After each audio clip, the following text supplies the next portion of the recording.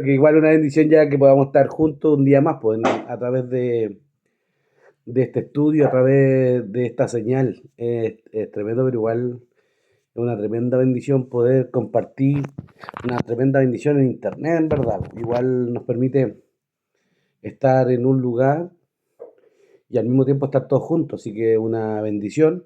Yo pensé que hoy día íbamos a ver poquitos, pero igual la vemos buen número y bueno, estamos siempre los que Dios quiere, pues, los que Dios quiere que nos reunamos. Y siempre es bueno compartir y estar un tiempo juntos para poder meditar en la palabra. Siempre la palabra tiene algo que decirnos, siempre tiene algo que enseñarnos.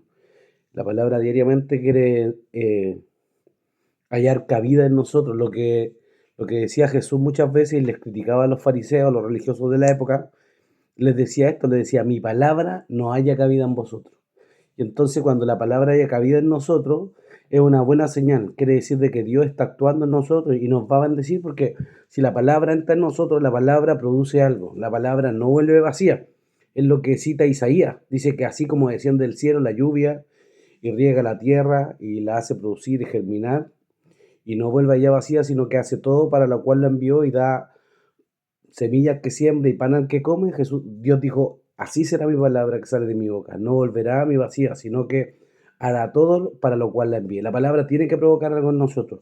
Y una bendición dedicar tiempo, ¿cierto?, a compartir la palabra. Vamos a orar para que comencemos el estudio de hoy. Como les decía, pensé que íbamos a ver menos, pero una bendición que podamos estar todos juntos y pedirle al Señor que nos pueda ministrar, que este tiempo que dedicamos pueda ser un tiempo de bendición, que Él pueda dirigirnos, que Él pueda hablarnos, que Él nos pueda también cautivar a permanecer, ¿cierto?, en su palabra y a través de ella a poder crecer también. Nosotros crecemos por la palabra. Vamos a orar y vamos a pedirle al Señor que nos bendiga esta tarde, que podamos ser ministrados por Él y ser bendecidos este tiempo que dedicamos a estudiar la Escritura.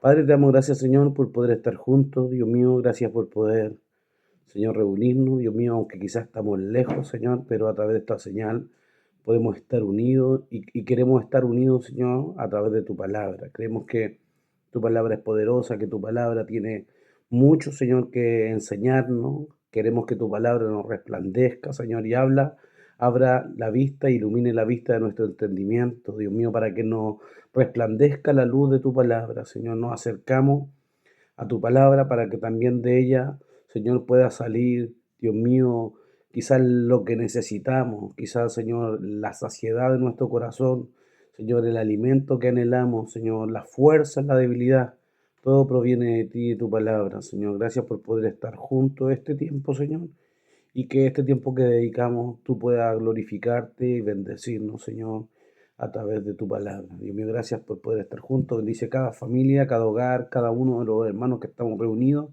y que tu Espíritu Santo nos pueda bendecir en este tiempo que estamos y dedicamos, Señor, a estudiar tu palabra. Gracias, Señor, por este tiempo. En el nombre de Jesús oramos. Amén y amén. Bueno, una bendición poder compartir nuevamente y continuar en lo que hemos estado ya bastante tiempo, ¿cierto?, estudiando el libro de Juan. Llevamos ya varios, no me acuerdo cuándo empezamos, pero llevamos varios meses, yo creo, sus 3 meses, 4 meses por ahí. Y en verdad que ha sido una tremenda bendición estudiar, ¿cierto? Siempre es bueno estudiar. Y sobre todo que el Señor nos enseñe, que el Señor y a través de su Espíritu Santo podamos ir aprendiendo y extrayendo lo más posible de la palabra. Siempre yo me encanta una palabra que dice, y lo que compartía al principio, que podamos crecer a través de la palabra. Hay muchas cosas que tenemos que hacer como cristianos, ¿cierto? El orar, el ayunar, el congregarnos. En la iglesia pentecostal se ve mucho también el tema de las manifestaciones del Espíritu, que todas esas cosas son importantes y son una bendición. Pero hay una cosa solamente que nos hace crecer como cristianos, y es la escritura, el meditar en la palabra, dedicar tiempo a estudiar la escritura. El apóstol Pedro decía algo que era clave, decía, desear como niño recién nacido la leche espiritual no adulterada, para que por ella crezcamos para salvación. Si hay algo que nos hace crecer en la vida cristiana, es la palabra. Y si no meditamos en la palabra, no la alimentamos, vamos a quedar como niños, ¿cierto? Siempre, niños fluctuantes, que cualquier situación nos mueve. Pero si estamos y tenemos un fundamento en la palabra, no cualquier cosa nos va a mover, vamos a tener un buen fundamento. Así que vamos a ir al libro de Juan, capítulo 7, versículo 38. Ahí quedamos la semana pasada, quedamos en el 37 y el 38. Hoy día vamos a continuar con el versículo 38 y vamos a leer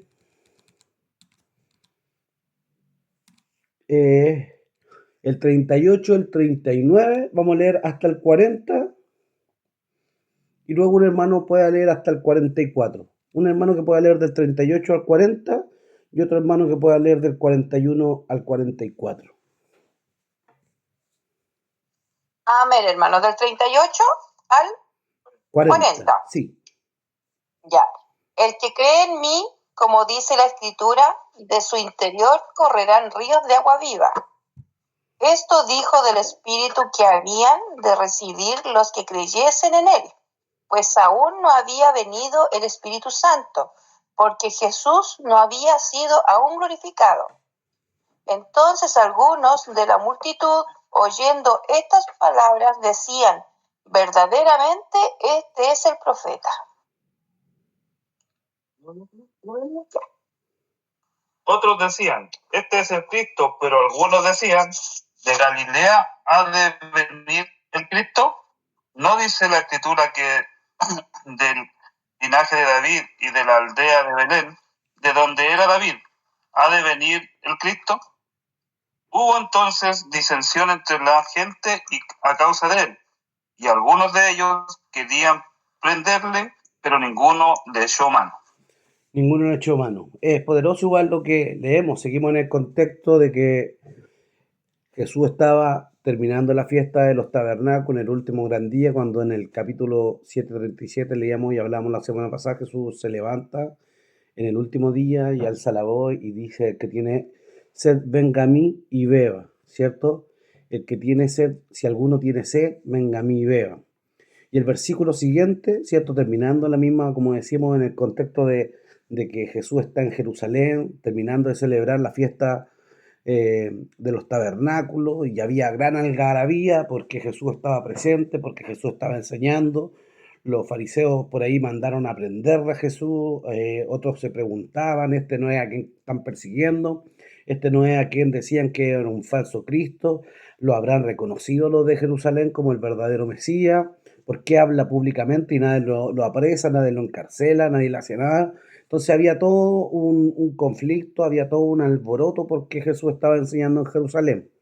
Y entonces cuando él alza la voz y dice esto: el que tiene sed venga a mí, si alguno tiene sed venga a mí y beba.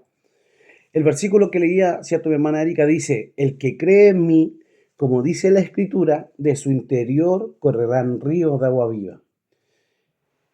Ahí este versículo 38 es una continuación, como decía, del versículo 37, obvio, pero habla de un poco expresando, ¿cierto?, qué es lo que provocaba, ¿cierto?, y qué es lo que saciaba la sed del que venía él, ¿cierto? Y dice esto, dice: el que cree en mí, como dice la Escritura, de su interior correrán ríos de agua viva. Esa palabra, de su interior correrán ríos de agua viva, aquí pareciera que citara esa palabra, pareciera como que él está diciendo, el escritor o Juan está diciendo, que el que cree en mí, como dice la Escritura, como si estuviera escrito en otra cita o en otra parte de la palabra, como citando la palabra. Pero si uno busca en toda la Biblia, no hay ninguna cita donde hable de que de su interior correrán ríos de agua viva. Si bien cuando habla con la mujer samaritana, le dice, y Jesús mismo cita, ¿cierto?, el hecho de que el que tiene sed, el que bebiera de esta agua, le dice a Jesús, ¿cierto?, volverá a tener sed, mas del que bebiere del agua que yo le daré, no tendrá sed jamás. Pero hay una postura que dicen que esa coma que vemos ahí, dice: el que cree en mí, ahí hay una coma. Dicen que esa coma está mal puesta. Entonces el versículo original debería decir: el que cree en mí, como dice la Escritura, o sea, el que cree en mí como está escrito, el que cree en mí como está escrito de mí, de su interior correrán ríos de agua viva. Está hablando Jesús, no es que esté citando una palabra, porque en verdad en el Antiguo Testamento no está escrito así, aunque lo busquemos no lo vamos a encontrar. Entonces, al parecer lo que dicen los estudiosos, que aquí dijera: el que cree en mí como está escrito, el que cree en mí como escribieron los profetas, como escribió Moisés, como escribieron todos los antiguos, el que cree en mí, así como está escrito en la antigüedad, de su interior correrán ríos de agua viva, de saciar acerca de esa necesidad que está en todo aquel, ¿cierto?, que necesita del Señor. Cuando hablamos, y yo citaba recién la experiencia de Jesús con la samaritana, eso está en el libro de Juan capítulo 4, versículos 13 y 14. Vamos a leer ese versículo para que un poco lo recordemos, qué es lo que Jesús en cierta forma está diciendo. Juan capítulo 4, versículo 13. No sé si alguien lo puede compartir.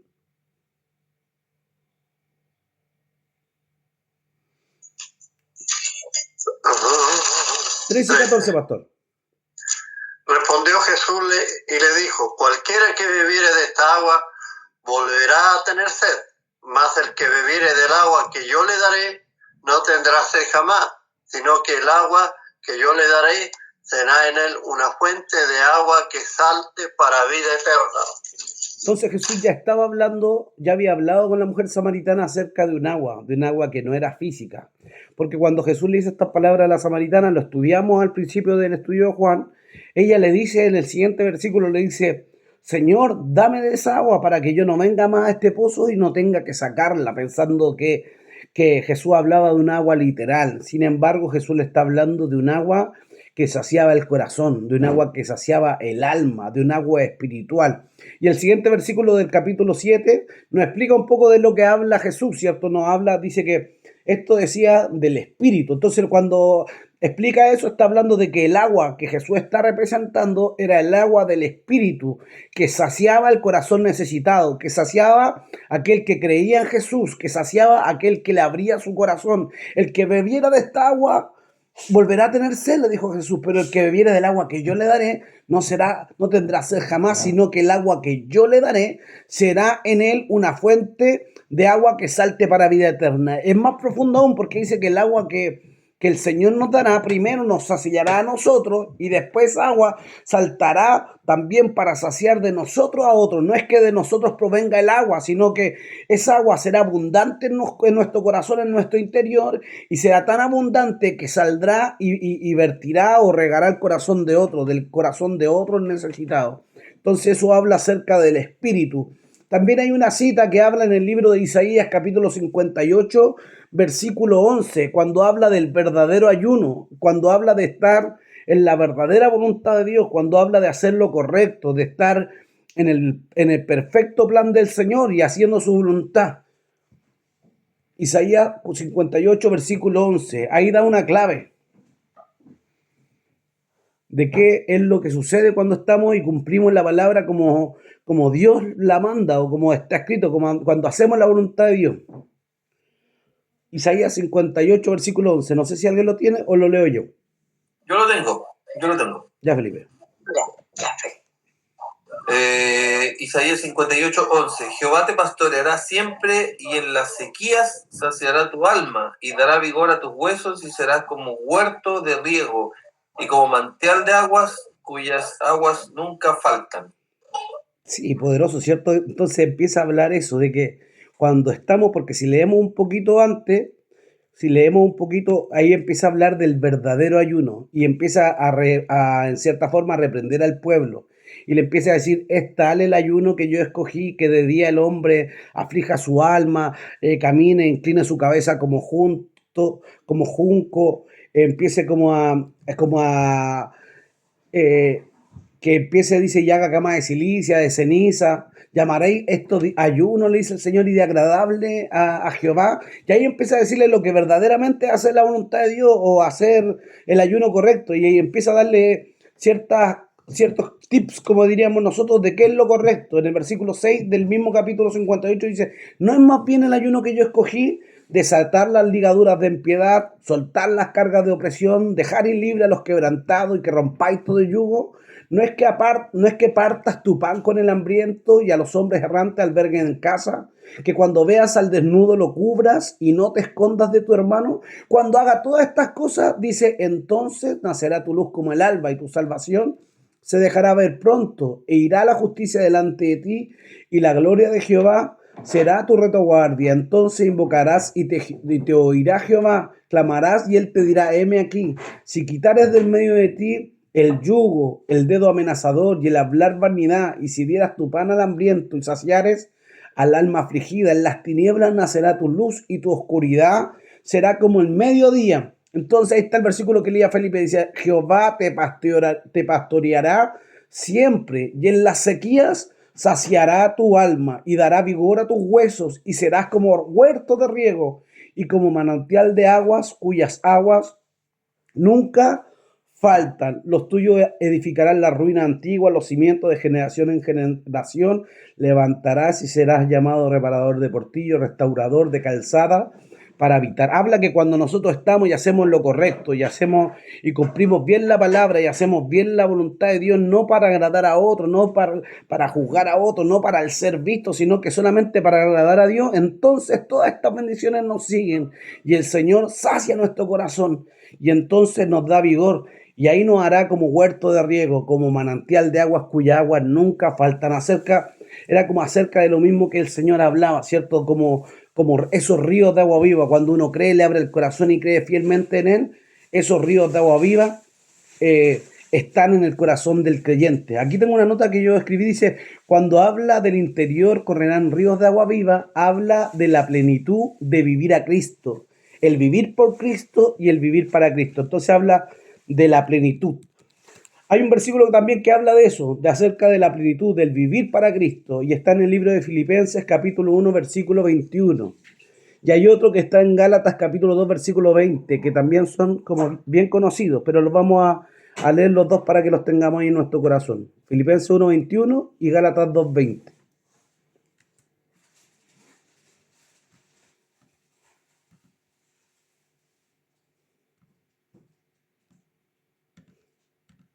Ya. Filipenses 1:21.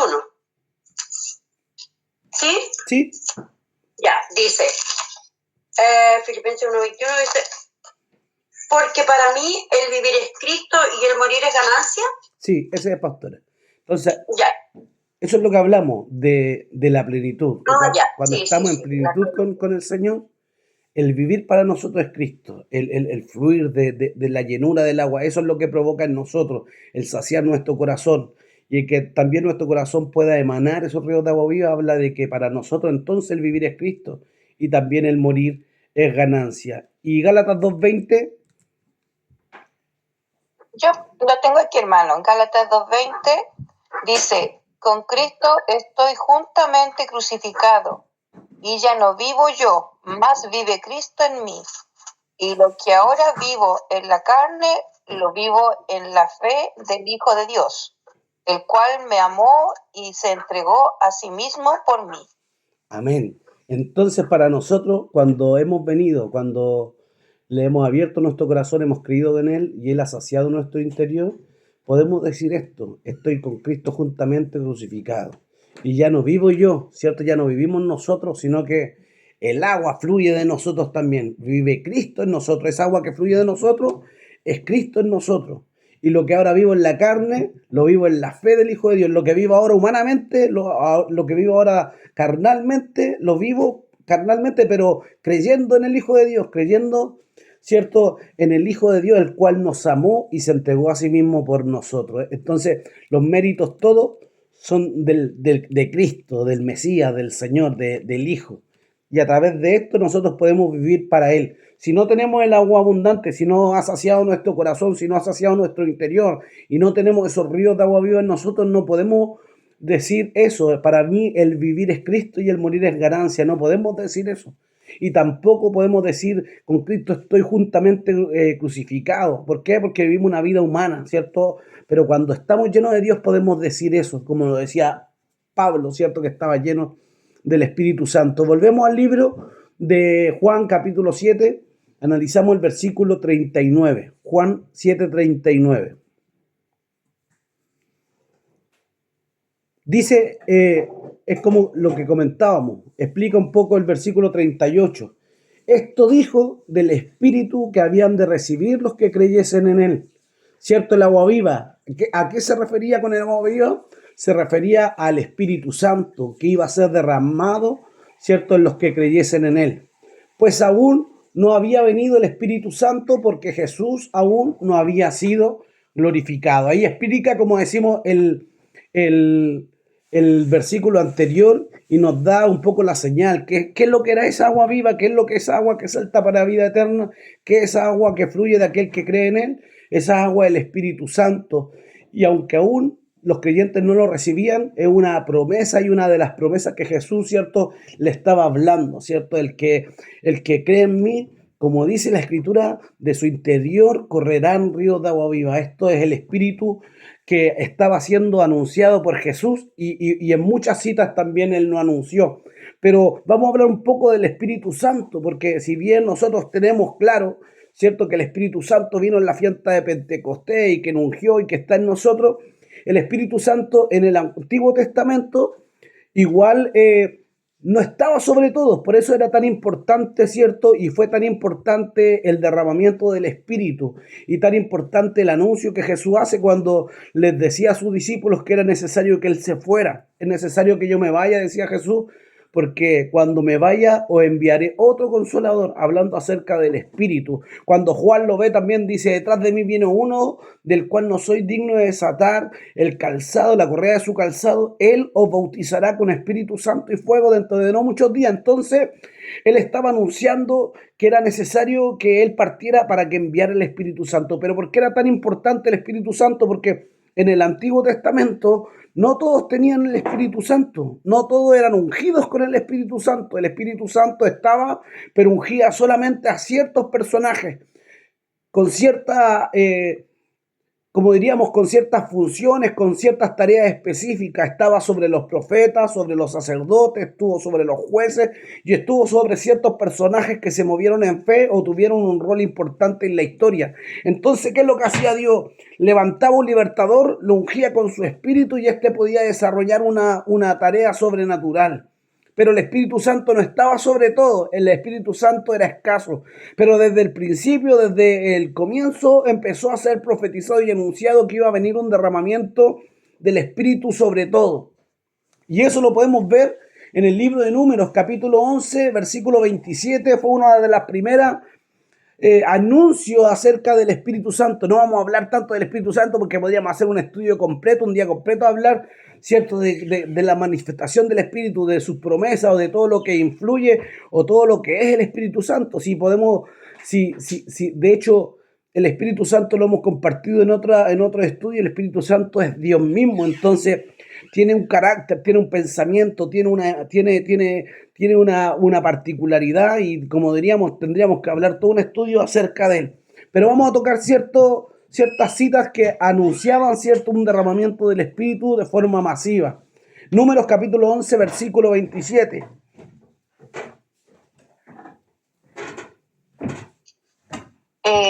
Números 11, 27.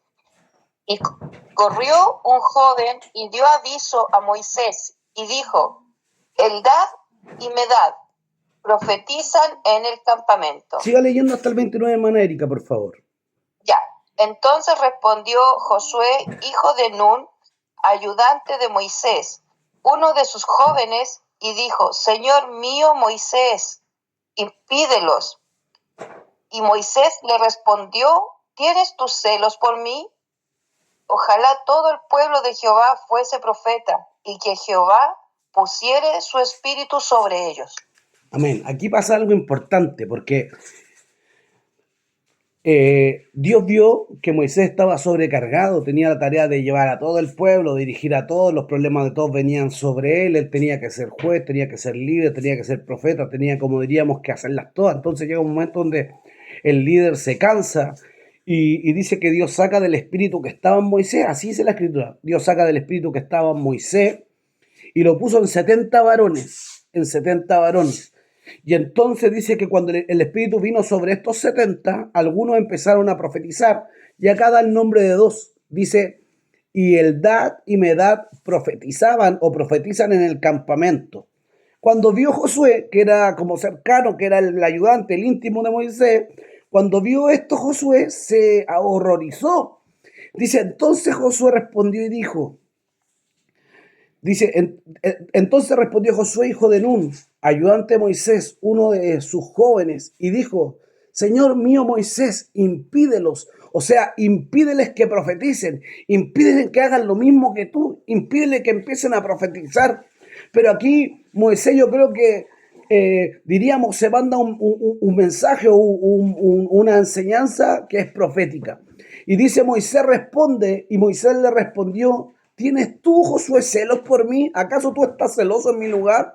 Ojalá que todo el pueblo fuese profeta y que Jehová pusiera su espíritu sobre todo. Está diciendo, ojalá que todos profetizaran y ojalá que el espíritu de Jehová estuviera en todos ustedes, porque si el espíritu de Jehová hubiera estado en todo ello, el pueblo quizás no hubiera dado 40 años vuelta en el desierto, quizás hubieran tenido una visión conquistadora, pero como el espíritu no estaba en ellos, no podían vencer su naturaleza pecaminosa y a causa de eso tentaron y contendieron muchas veces con Dios. Estos 70 ancianos fueron líderes que ayudaron en su labor a Moisés y fueron de una tremenda ayuda y eran hombres ungidos por el Espíritu Santo. También hay un versículo que nos gusta y que lo citamos siempre, está en el libro de Joel capítulo 2 versículo 28.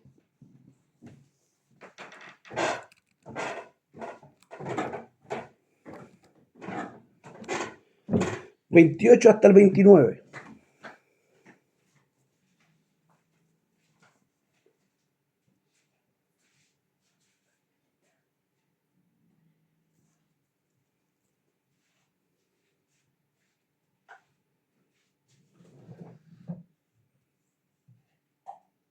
Joel 2, 28 y 29.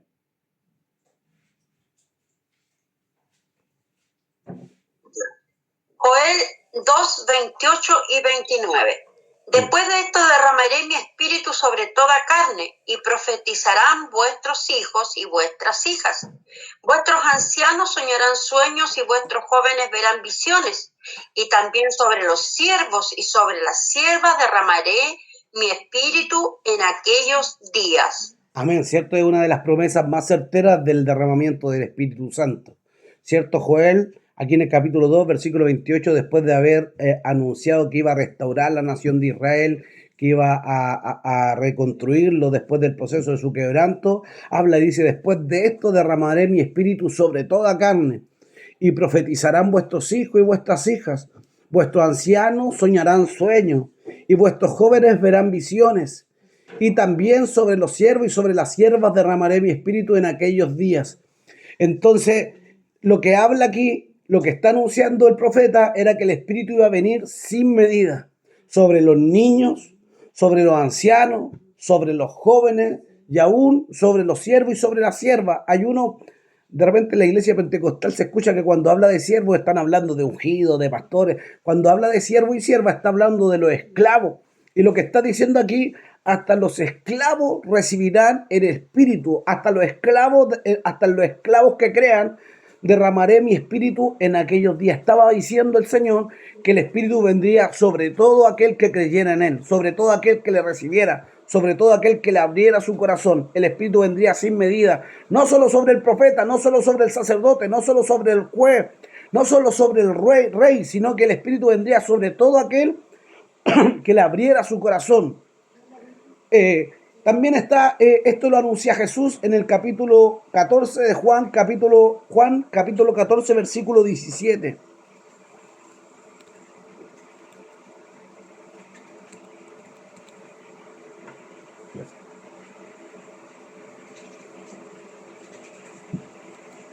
Juan 14, 17. 17, dice Juan 14, 17, dice, el Espíritu de verdad al cual el mundo no puede recibir, porque no le ve ni le conoce, pero vosotros le conocéis, porque mora con vosotros y estará en vosotros. Amén. Entonces, ¿qué habla de que el Espíritu, cierto, el mundo no le puede recibir porque no le ve ni le conoce? Pero vosotros, les dice a los discípulos, a los que habían creído en Él, le conocéis porque mora con vosotros. Le estaba hablando que igual el Espíritu Santo estaba en medio de ellos, en la manifestación, en lo que Jesús hacía, en la obra sobrenatural, en los milagros, en la multiplicación de los panes. El Espíritu estaba moviéndose en medio de ellos. Y luego le dice, y estará en vosotros, y estará y morará en vosotros. Diferente que está con vosotros, está en vosotros. Ahí estaba con ellos, pero dentro de pocos días Jesús mismo le anuncia, cuando Él resucita, y les dice que serán bautizados, revestidos del Espíritu Santo, y ahí el Espíritu estaría en vosotros, en ellos. Entonces, es tremendo lo que ocurre cuando Jesús empieza a hablar acerca de eso. Y como citábamos hace poquito, Jesús dijo que era necesario que Él se fuera. El apóstol Pablo igual habla de eso, acerca del estar lleno o ser templo del Espíritu Santo. Primera de Corintios, capítulo 3, versículos 16 y 17. Primera de Corintios 16 y 17.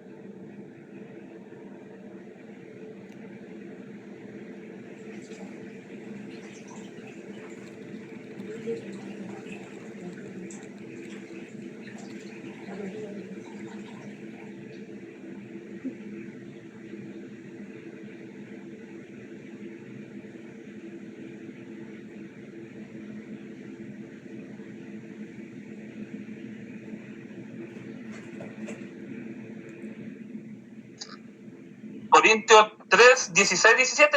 Sí, Primera de Corintios 3, 16 y 17. Ya. ¿No sabéis que sois templo de Dios y que el Espíritu de Dios mora en vosotros? Si alguno destruyese el templo de Dios, Dios le destruirá a él, porque el templo de Dios, el cual sois vosotros, santo es. Claro, aquí ya hablan los creyentes, ya aquí se había derramado el Espíritu Santo, aquí ya había ocurrido, ¿cierto?, el Pentecostés, y Pablo está enseñando en la iglesia de Corintios, y empieza a hablar eso. ¿No sabéis que sois templo de Dios? ¿Qué quiere decir esto? ¿No sabéis que el Espíritu de Dios habita en vosotros? Y si alguno destruye el templo de Dios, Dios le destruirá a él.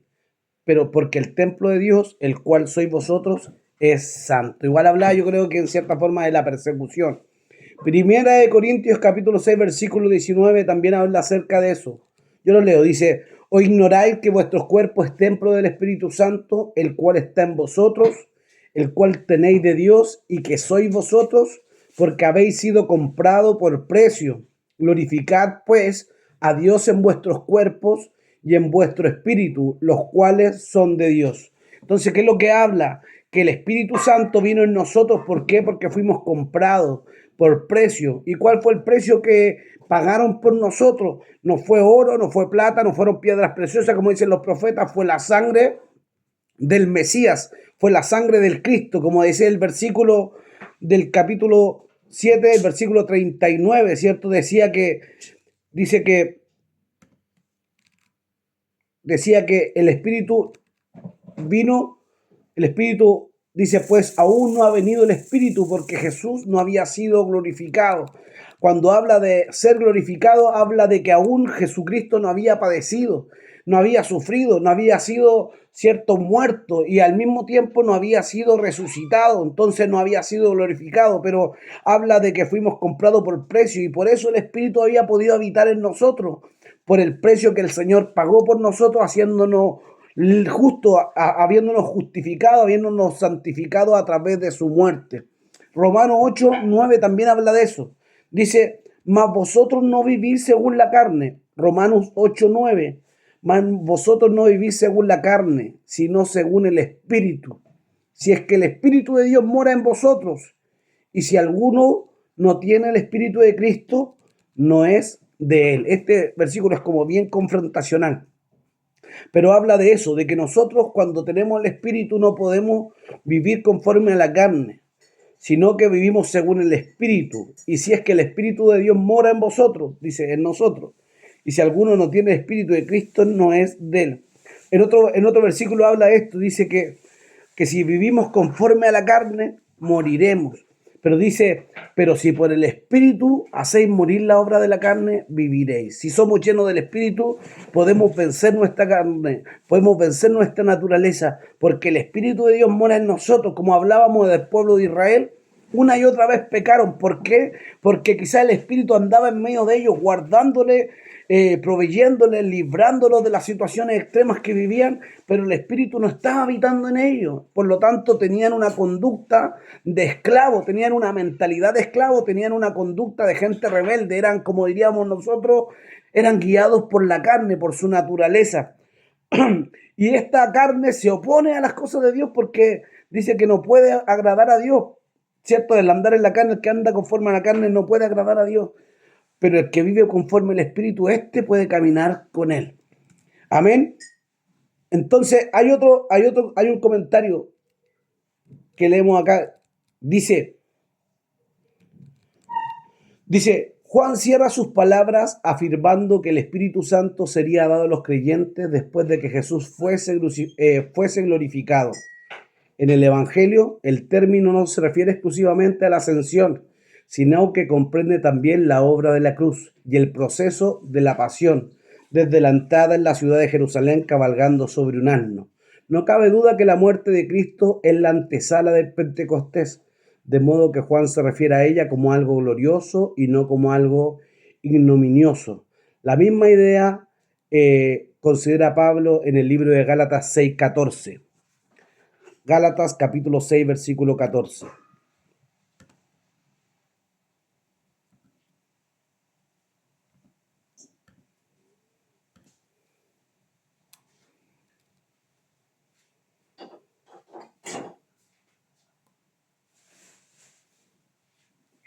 Gálatas 6:14 dice, pero lejos esté de mí gloriarme, sino en la cruz de nuestro Señor Jesucristo, por quien el mundo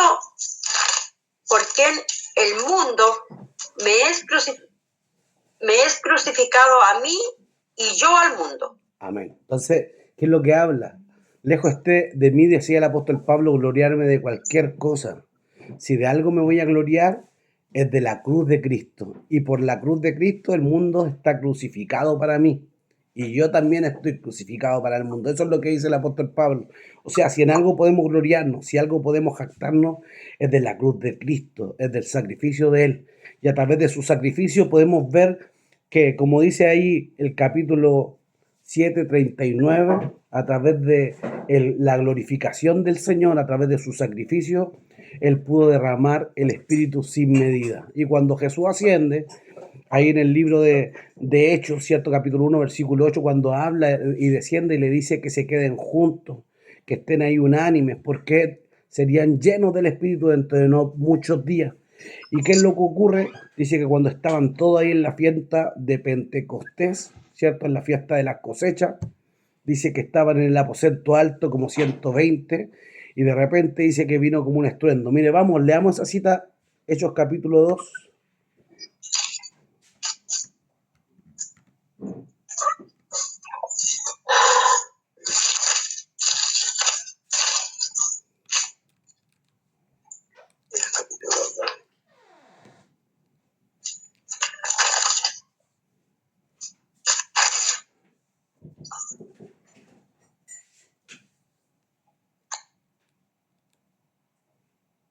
Versículo 1 en adelante.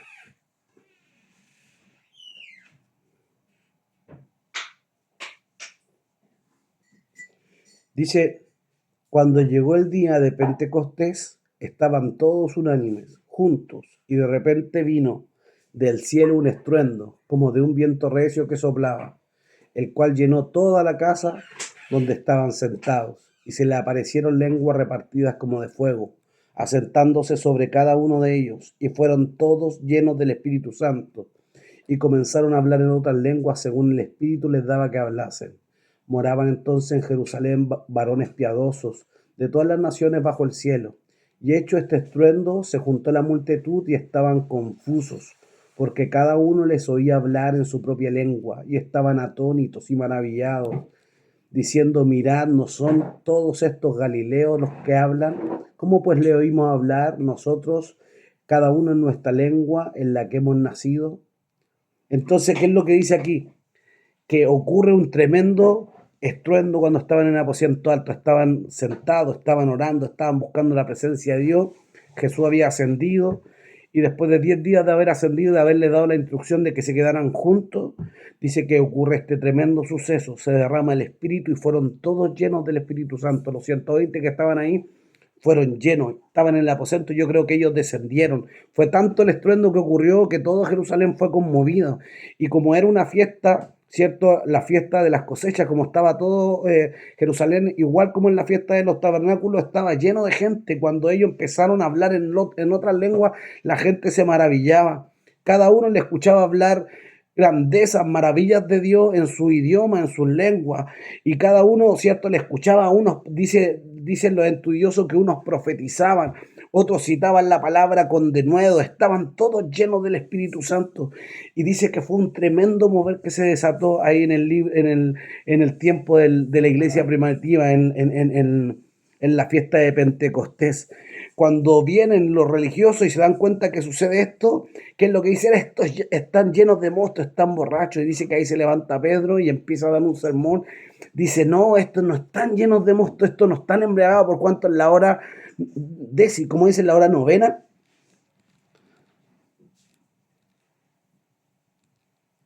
En la hora tercera, dice, el versículo 15.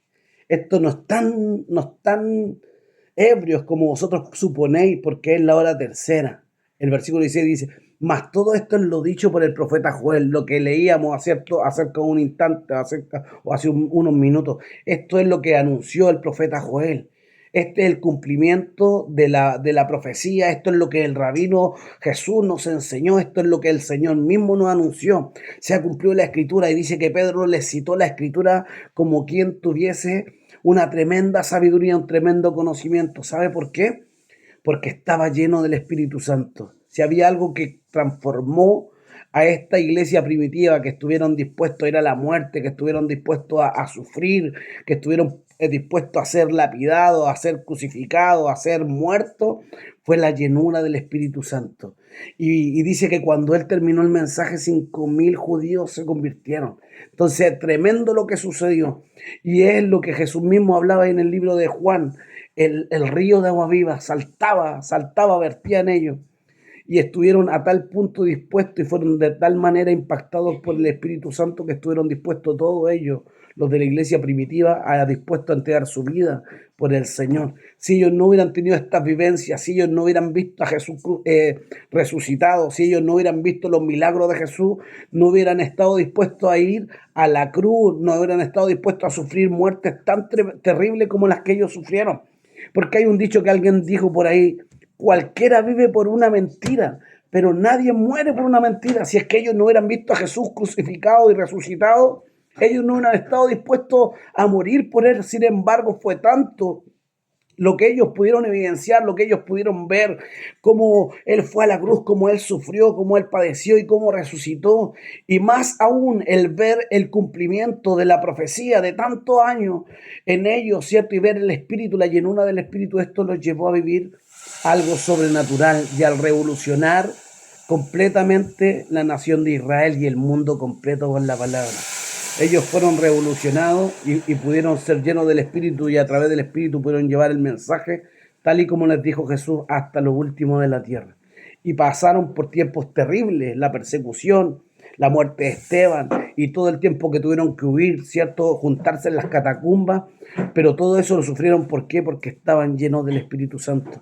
Hoy día necesitamos una iglesia así, llena del Espíritu Santo, para que podamos vivir y para que podamos llevar a Cristo y mostrar a Cristo aún a todos los que necesitan. Que el Señor haga en nosotros esa agua que salten para vida eterna. Vamos a leer del versículo, vamos a volver al libro de Juan capítulo 7, versículo 40. Dice, entonces algunos de la multitud oyendo estas palabras decían, verdaderamente este es el profeta. Otros decían, este es el Cristo, pero algunos decían, de Galilea ha de venir algo bueno, ¿cierto? De Galilea ha de venir el Cristo.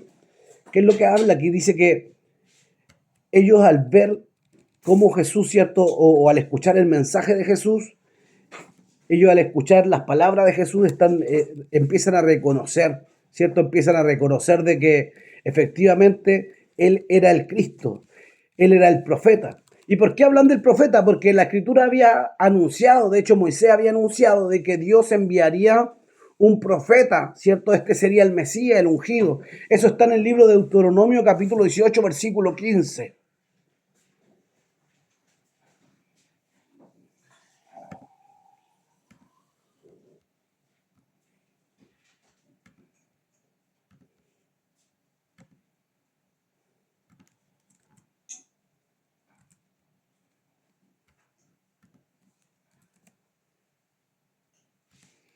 Deuteronomio capítulo 18, versículo 15. 15, dice, profeta de en medio de ti, de tus hermanos como yo, te levantará Jehová tu Dios, a él oiréis. A él oiréis. Esta era, ¿cierto?, una promesa mesiánica. Lo que cuando se habla, este es el profeta, cuando igual los discípulos de Juan empiezan a mandar a Jesús a preguntarle quién era, si era el Mesías, si era el Cristo, si era Elías, si era el profeta, a esta cita se referían. Entonces, ¿por qué? Porque Moisés había anunciado, dijo, profeta, de en medio de ti, de tus hermanos, como yo, te levantará Jehová tu Dios. A él oiréis, hablando acerca del Mesías, hablando acerca del Cristo. Entonces, aquí en el capítulo 7, igual ellos cuando escuchan lo que Jesús empieza a hablarle, cuando escuchan hablar la elocuencia, la sabiduría de Jesús, cuando ellos se maravillaban, decían cómo sabe letras sin haber pasado por una escuela rabínica. Entonces ellos decían, este es el profeta, este es el Mesías de quien habló Moisés cuando dijo que Dios no iba a levantar profeta en medio de nosotros. Es tremendo porque en el capítulo 6 del libro de Juan, capítulo 6, versículo 14, ellos dice que ellos al ver las señales, los milagros que Jesús hacía, ellos creían que Jesús era el profeta. Ciertamente reconocemos que tú eres el profeta. Dicen, ¿cómo dice? ¿Alguien tiene Juan capítulo 6, versículo 14? Aquellos hombres entonces, viendo la señal que Jesús había hecho, dijeron, este verdaderamente es el profeta que había de venir al mundo. Entonces, al ver ellos las señales, al ver los milagros, ellos decían, este es el profeta. Pero aquí en el capítulo 7, versículo 40, al ver la elocuencia o la sabiduría o la palabra que Jesús decía, por sus palabras, ahora ellos también le reconocen como el profeta, ¿cierto? Eso es lo que dice, ¿cierto? Decía, verdaderamente, sí.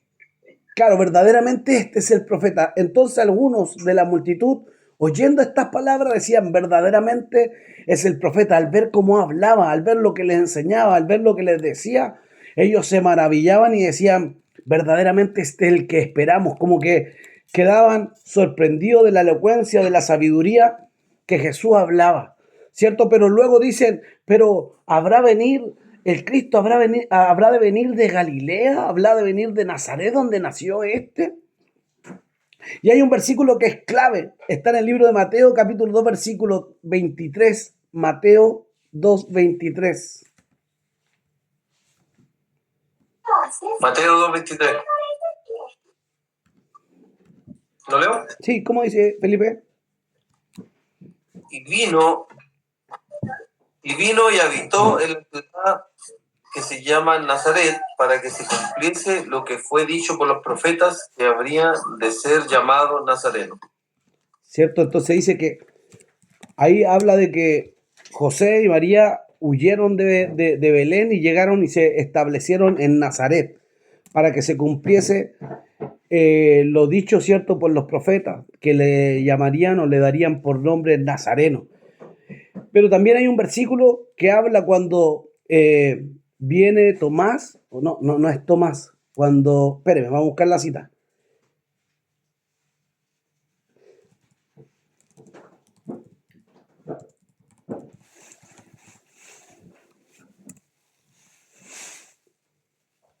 Está en Juan capítulo 1, versículo 46.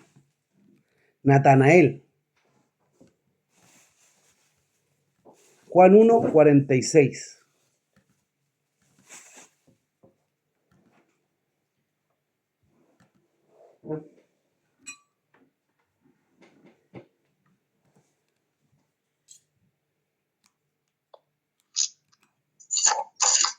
Ya. Juan 1:46.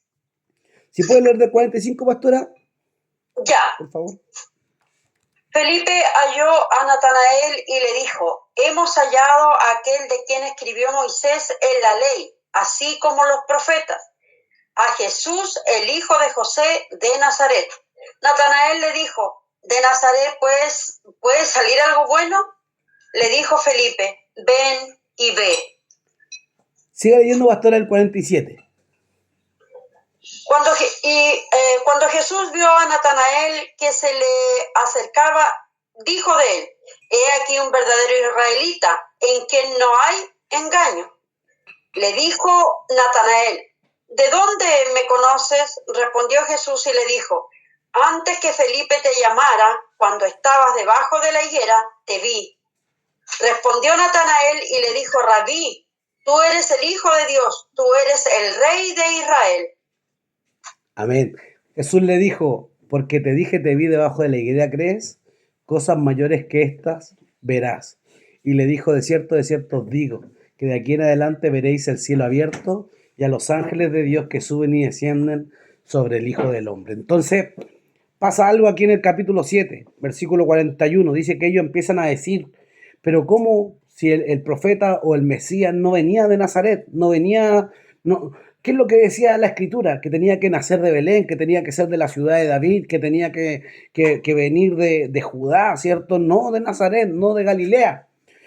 Pero ¿qué es lo que dice? Que José y María, siendo que Jesús había nacido en Belén, se movieron a Nazaret y por eso se le dio el título de Nazareno, por eso se dice que él viene de Nazaret, porque vivió toda su infancia en esa región. Pero Jesús, para que se cumpliese la Escritura, nació en Belén. ¿Y qué es lo que pasa? Aquí cuando esta cita y lo que leía la pastora es poderoso, porque dice que Felipe va y llama a su hermano Natanael y le dice: hemos encontrado al Mesías, hemos encontrado al Cristo. Es Jesús, ¿cierto? Y viene de Nazaret. Y Natanael, un poco incrédulo, pero también conociendo la Escritura, dice: pero de Nazaret podrá venir algo bueno. Si nunca se levantó un profeta de Nazaret, ningún héroe, como diríamos, ningún caudillo, ningún hombre importante de todo el Antiguo Testamento vino de Nazaret. Nunca se levantó nadie de ahí. Y entonces por eso ellos decían: puede venir algo bueno de Nazaret, puede levantarse algún profeta. Si nunca en la historia se levantó alguien de Nazaret, ¿cómo puede cierto, decir que es el Mesías? Y cuando cierto, Felipe le dice: pero ven y ve tú mismo, ven y ve. Cuando él llega donde estaba Jesús, Jesús se levanta y le dice: he aquí Natanael, un verdadero israelita. Y Natanael sorprendido le dice: ¿de dónde me conoce? Y él le dice: antes que estuvieras debajo de la higuera, yo te vi. Y dice que el hombre ahí da una declaración de fe: yo creo que tú eres el Mesías, yo creo que tú eres el profeta que habló Moisés, yo creo que tú eres el Rey de Reyes. Lo reconoce como el Mesías. Y Jesús le dice: porque te dije que te vi debajo de la higuera, ¿creíste? He aquí cosas mayores que estas verán. Verán al Hijo del Hombre como ángeles suben y bajan sobre el Hijo del Hombre. Entonces, poderoso. Aunque en el capítulo 7, versículo 41, los hombres no creían, no conocían el nacimiento, no conocían que efectivamente Jesús había cumplido toda la palabra. Por parte de María, por parte de José, venían de la tribu de Leví, la tribu de Judá, ¿cierto? Y los dos venían de Belén, habían cumplido toda la palabra. Y aunque ellos querían cuestionar, sin conocer el lugar del nacimiento, lo que buscaban era renegar acerca de la verdadera manifestación de Jesús como el Mesías. Lo que querían poner en duda era eso, de que Jesús no era el Cristo, de que no era el Mesías. Sin embargo, de muchas maneras, ¿cierto? Y de muchas formas se vio cómo ángeles servían a Jesús, cómo unía el cielo y la tierra. Cuando le dice eso, de cierto verán ángeles subir y bajar sobre el Hijo del Hombre, Jesús estaba citando la escalera de Jacob. Lo que está diciendo: yo voy a unir el cielo con la tierra. Yo voy a juntar, yo soy esa escalera que vio Jacob. Yo vengo a juntar lo divino con lo humano. Yo voy a juntar el cielo con la tierra. Yo voy a bendecir a todo el que cree en mí, y de su interior correrán ríos de agua viva. De su interior correrá el Espíritu Santo y hará cosas sobrenaturales. Bueno, vamos a quedar hasta aquí nomás hoy, ¿cierto? Empezamos un poquito más tarde, pero igual cumplimos una hora. Así que tremendo que el Señor pueda bendecirnos, que podamos, como decía la Escritura, que podamos creer, venir a Él, creer como está escrito, ¿cierto? Y que de nuestro interior pueda correr ríos de agua viva. Esto nos pueda llevar a ser llenos del Espíritu Santo, llevar a negarnos a nosotros mismos, a vivir una vida, ¿cierto?, de verdaderos cristianos que demos testimonio, que anunciemos, que mostremos que el Señor vive en nosotros. y que podamos decir, como decía el apóstol Pablo, el morir para mí es ganancia y el vivir para mí es Cristo, que moramos nuestra naturaleza y que el Espíritu Santo gobierne en nosotros. Vamos a dejar los micrófonos abiertos para que si hay alguna duda, si hay algo que compartir o quieren expresar algo, también lo puedan hacer.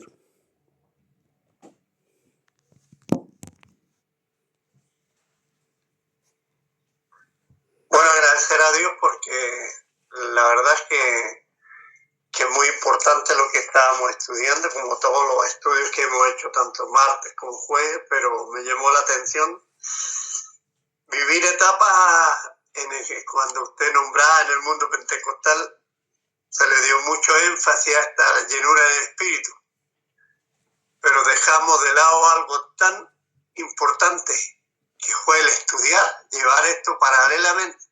Entonces nos quedamos con las manifestaciones, con las lenguas y con todo, que es lindo, pero no crecimos mucho porque dejamos de lado lo más importante, lo que complementa la llenura del Espíritu Santo. Y hoy día también me hago eco de lo que usted decía, que cuánto necesitamos hoy día ser lleno, una iglesia llena del Espíritu Santo. En la mañana teníamos una conversa con mi esposa sobre ver la situación de la iglesia, y por más conjeturas que hagamos, creo que hoy el estudio nos ha dado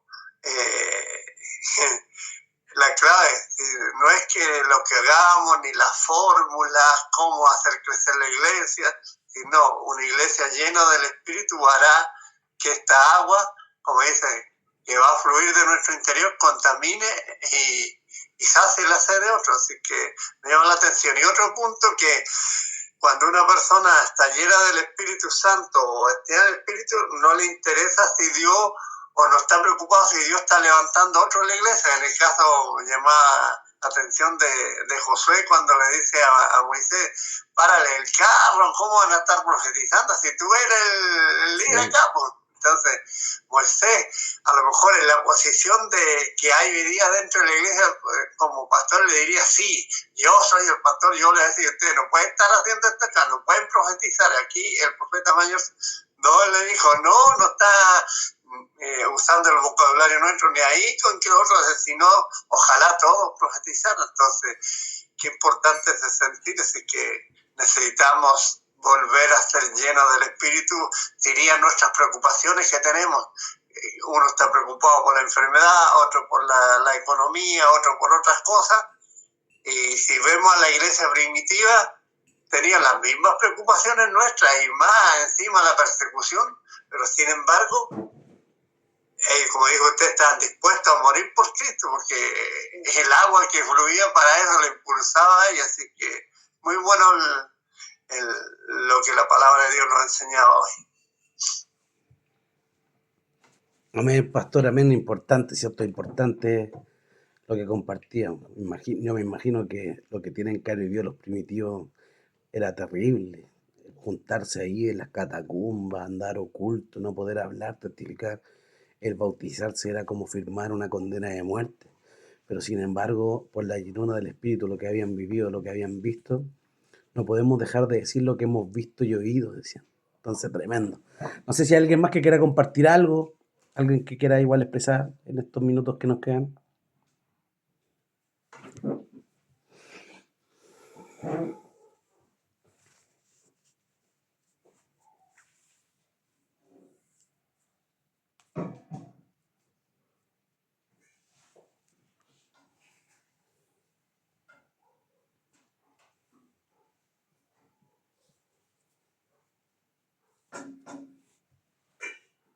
Bueno, vamos a darle gracias al Señor. Como no hay nadie más que quiera como compartir algo o aportar algo, vamos a darle gracias al Señor por el estudio de hoy. Vamos a darle gracias al Señor por permitirnos juntarnos y poder compartir su palabra, poder ser enseñados por Él y que Él despierte ese espíritu en nosotros, ¿cierto? De ser un pueblo de la palabra, como hablábamos al principio.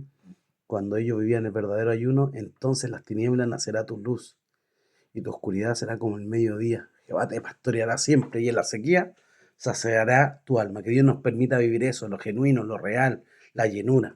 Voy a pedirle, no sé si el hermano José o la hermana Erika nos pueden despedir de este estudio de hoy para que puedan activar su micrófono y poder poner la bendición. Amén. Amén. Padre amado y buen Dios, te damos gracias, Señor. Te damos gracias, Señor. Jesús. Señor, te damos gracias. Jesús. Para poder conocer más de tu palabra, Señor, que a veces no somos muy allegados a ella, pero gracias a esta forma que hemos encontrado, Señor, y la voluntad que has puesto también en el hermano, podemos también conocer un poco más, Señor, de lo que tú tienes preparado para nosotros, escrito en tu palabra, Señor. Te damos gracias por los hermanos que están conectados, por aquellos que no se han podido conectar, Señor, te pedimos también que tu bendición los alcance, Señor. Te pedimos humildemente, Señor, que nos acompañe en el resto de semana que nos queda. Sí, Señor Jesús. Que tu Espíritu siempre nos acompañe, siempre nos revele más de tu palabra, Señor, que nos acompañe, nos guíe día a día, Señor. Jesús. Y que podamos ser, como decía tu palabra, llenos del Espíritu Santo, Señor. Que podamos entregarnos a lo que tú tienes preparado para nosotros, Señor. Te pedimos por cada hermano que está puesto ante ti en oración, Señor. Jesús. Y que nos pueda despedir en paz, Señor, en el nombre poderoso de Jesús. Amén. Jesús, amén.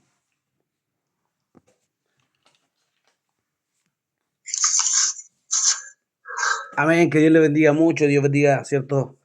El hogar de nuestro hermano José, nuestra hermana Erika, todos los hermanos que han estado juntos, ¿cierto? A través del estudio de hoy. Que Dios les bendiga mucho. Nos vemos el domingo, nos vemos desde ya pronto.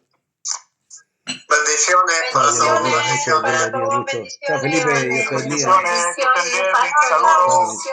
Chao, chao, Chao, bendiciones. Chao. Chao, bendiciones. Chao. Chau, chau.